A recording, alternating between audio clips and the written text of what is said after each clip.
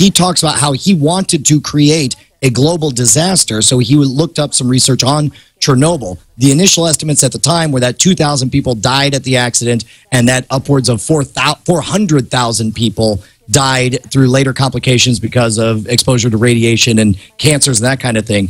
As he dug into the numbers, the actual numbers turned out that around 50 people died during the actual disaster, most of whom, about 30 of them, were fighting the fire live on the scene, and that's where they died. And that long-term cancers and infertility rates were such that basically only 4,000 to the day. Now, of course, the speech was written a while ago, and of course, there's some fact-checking to be done on that. But that is a massive difference from a perceived disaster to the actual number. And the one thing he points out that blew my mind was that the World Health Organization did a study on what the biggest impact of Chernobyl was, and they concluded that the number one negative impact of Chernobyl was not the radiation exposure. It was the perception of being told that you're going to die young, that you're going to be infertile, you can't have children, and that you've got nothing to live for. That's what caused the suicides and the early death rates and the unemployment and the malnutrition. And in this case,